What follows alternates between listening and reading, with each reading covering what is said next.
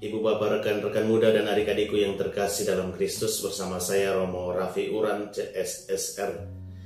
Pada kesempatan ini kita bersama-sama akan melihat sebenarnya apa itu sakramen pengurapan orang sakit. Siapa saja yang berhak menerima sakramen orang sakit, dan kira-kira apa buah-buah atau apa inti dari sakramen pengurapan orang sakit itu sendiri. Mari saudara-saudariku kita lihat sebenarnya apa itu sakramen pengurapan orang sakit. Sakramen pengurapan orang sakit adalah tanda dan sarana yang mengungkapkan iman gereja akan kerahiman Allah yang menyembuhkan dan menyelamatkan. Karena kita yakin dan percaya bahwa hanya Allah yang mampu menyelamatkan dan menyembuhkan. Jadi sakramen pengurapan orang sakit adalah tanda dan sarana yang mengungkapkan iman gereja akan kerahiman Allah yang menyembuhkan dan menyelamatkan. Bagaimana sikap gereja terhadap orang sakit itu sendiri sehingga sampai pada adanya sakramen pengurapan orang sakit? Setelah menerima tugas dari Allah untuk menyembuhkan orang sakit, gereja berusaha dengan berbagai macam cara dengan merawat orang sakit, menemani mereka dengan doa-doa kita, mengunjungi, mendoakan, dan menyembuhkan mereka. Dibuktikan dengan ada begitu banyaknya rumah sakit Katolik, ada dokter-dokter, perawat-perawat, dan berbagai macam klinik-klinik Katolik yang berjuang untuk membantu menyembuhkan orang-orang yang sakit itu dan lain sebagainya. Dan di atas semuanya itu terutama diberikan sakramen pengurapan orang sakit. Yesus mengutus para rasulnya untuk menyembuhkan orang-orang sakit dengan mengolesi mereka dengan minyak dan menumpangkan tangan atas orang-orang sakit itu. Itu bisa kita lihat juga dalam Injil Markus bab 6 ayat 13, yang kemudian ditegaskan kembali oleh Rasul Yakobus dalam Yakobus bab 5 ayat 14. Jadi tidak sembarang orang dapat mengoleskan minyak dan menumpangkan tangan atas orang-orang sakit, melainkan penatua jemaat, atau dalam konteks kita adalah para imam. Dan pengolesan minyak ini bukan sembarang dilakukan, tetapi diikuti dengan doa-doa dan dilakukan dalam nama Tuhan. Di dalam Katekismus Gereja Katolik nomor 1514 dikatakan bahwa setiap anggota umat beriman dapat menerima sakramen pengurapan orang sakit ini segera setelah ia berada di dalam bahaya maut karena penyakit atau karena usia lanjut.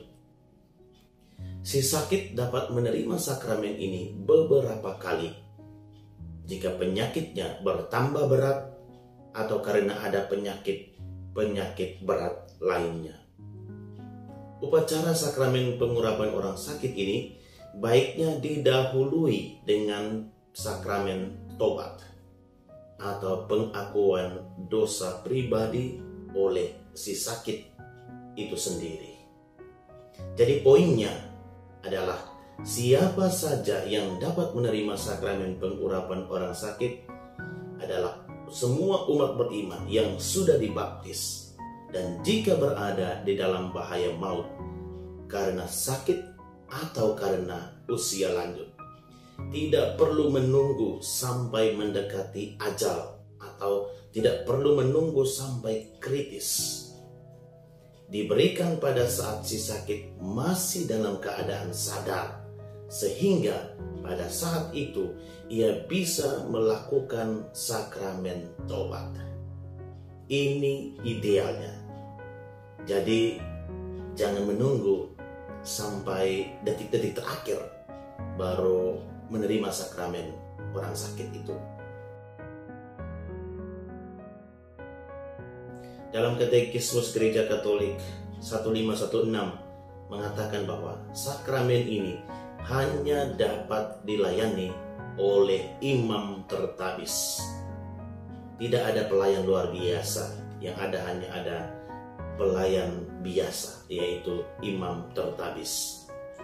Kaum awam, diakon, jika memberikan olesan minyak, itu bukan memberikan efek sakramen pengurapan orang sakit, karena pada saat imam mengolesi minyak, imam adalah in persona Christi, seperti Yesus sendiri yang mengurapi orang saat sakit. Injil menceritakan beberapa materi yang Yesus gunakan untuk menyembuhkan orang-orang sakit. Ia mengadakan mujizat penyembuhan, beberapa mujizat penyembuhan dengan adonan tanah, dengan ludah, dengan penjamaan jubah Yesus, dan lain sebagainya. Menggunakan tanda-tanda lahiriah untuk mendatangkan rahmat rohania. Seperti Yesus yang mengutus rasul-rasulnya untuk menyembuhkan orang sakit, demikian juga sekarang Yesus mengutus para imam untuk mengolesi orang-orang sakit ini dengan minyak suci. Ini kita bisa lihat juga pendasarannya di dalam Injil Markus bab 6 ayat 13.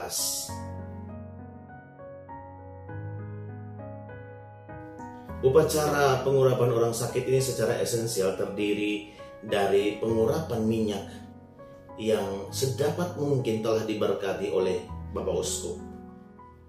Pengurapan ini diberikan pada dahi dan juga pada kedua telapak tangan si sakit, atau pada bagian-bagian tubuh yang lainnya, dengan diiringi doa-doa khusus bagi si sakit. Nah, kalau saya biasanya kalau melayani orang sakit, saya mengolesinya di dahi, di kedua telapak tangan, dan pada kedua kaki. Sebagaimana ditegaskan dalam kitab suci, inti dari sakramen ini adalah pengurapan dengan minyak yang telah diberkati oleh Bapak Uskup. Maka seperti sakramen-sakramen lain, sakramen pengurapan orang sakit ini juga punya materia sakramenti dan punya forma kanonika, sehingga sakramen itu kemudian sah. Materianya adalah minyak dan juga tindakan pengurapan yang dilakukan oleh imam.